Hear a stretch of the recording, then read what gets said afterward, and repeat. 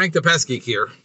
So, you remember last week that stop that I posted a video on about finding larvae, fungus gnat larvae, drain fly larvae, and we did 2 drain treatments, and the customer was still finding like 20, 30 larvae the next day.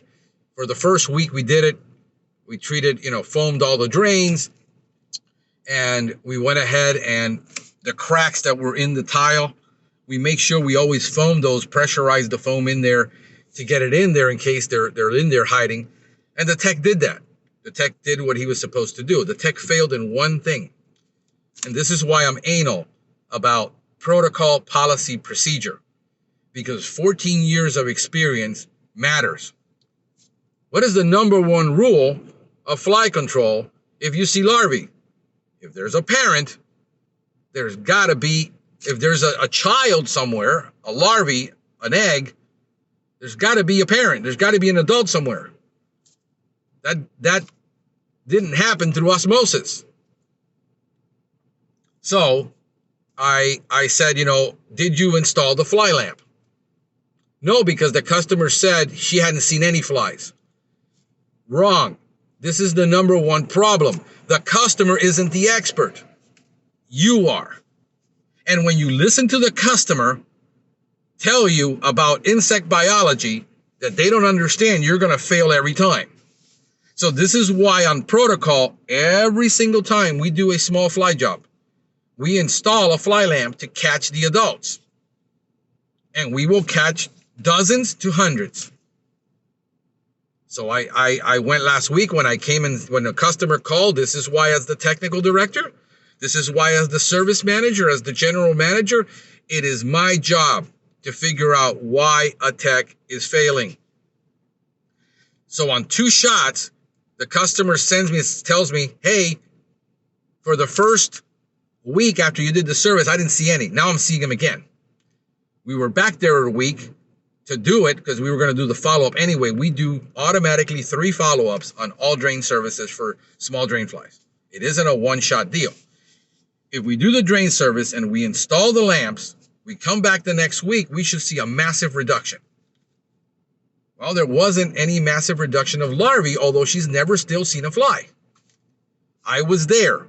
I didn't see a fly either. The tech was there. The tech didn't see a fly either. But biology 101 is, if there's a child, there's an adult.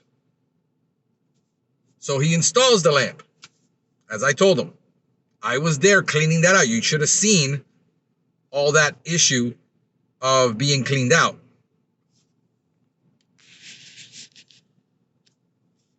Trying to check and see. I couldn't see the timer on this thing.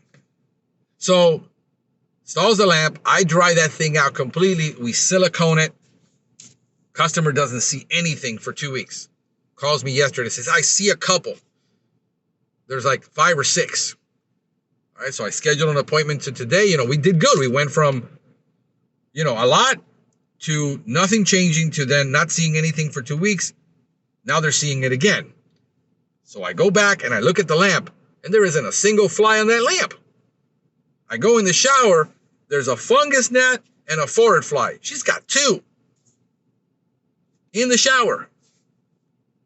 How the heck did we not catch it? So I look inside the lamp. Guess what? The technician on the fly web didn't pull back the paper. So we didn't catch any flies because the lamp was not properly set. People get flustered. They get frustrated. They're in front of a client and this isn't working, and the client they're looking at their job failing. This is why I said if you just follow my protocols, my policies and procedures, your failure rate is going to be about 5%. You're going to have a 95% success rate, and you're not going to be demoralized. Every single time that I have a complaint is because the technician did not follow protocol. We had one again. What was the protocol? Big-headed ant. What is the protocol on big-headed ant?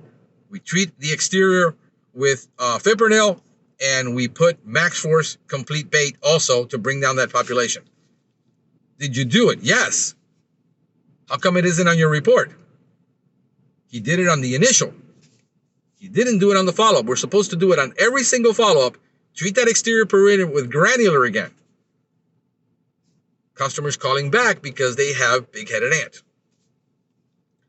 If you're not doing your job as a manager of coaching, teaching, correcting every single time something is failing, you can't go back at a quarterly review or a monthly review and say, you failed these 3 times in a month, you don't get your bonus. You're not managing at that point. And then you're saying, well, you're supposed to trust the technician. I am. People make mistakes. I make mistakes. You make mistakes. Everybody makes mistakes. The question is, are you held accountable? And is there a system to catch the mistakes so that they don't keep reoccurring? It's called training. It's called training is not once a year when you send somebody to CEU practice, because that's really what it is, a CEU practice. Not a whole lot of training, at least for me in Miami, not a whole lot of training going on here.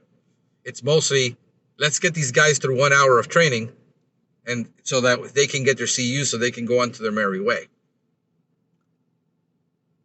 So now I peeled back the lamp. We found some little places where the silicone had separated, little tiny ones, and the little tiny dots in the tile where the larvae and the egg could be deposited. So I sealed every single little hole. Now, mind you, I only saw 5 larvae. They were completely dead, dried out, but there were 2 flies in there, a forward fly and a fungus gnat. Folks, this is the value of being certified, being knowledgeable, being trained in all areas of pest control, not just chemical application. He would have, the most companies that I know would have sent that technician back out again. Just keep spraying it. Like spraying more is going to solve that problem when the problem was in the tile, that the grout had come loose. Water was behind there. We had to dry it out. So I go in there with a vacuum cleaner, which, you know, this is what I'm carrying to dry that out. And we would have just keep failing and then wonder why we lost the account, why the customer's upset, why we got a 2-star review. One thing is when you're a solo operator and you know all this and it's all in your head. I've been in this for 14 years. This is the first time I've ever seen a problem like that one. But I understand enough about that biology to know where the root cause is, where the point source is. It's water. We got to get rid of the water. Not more. If he's putting foam in those cracks and it's waterlogged, where's the foam going? It's not going in there.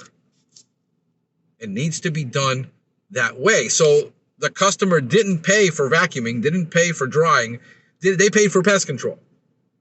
They didn't pay for chemical. They're paying for the control. So now, what could have taken 2 shots has now taken 4 shots because of the mistakes that were made along the way. We're all going to fail. The question is, do we learn from our mistakes? This is Frank the Pest Geek wishing you a pestacular day.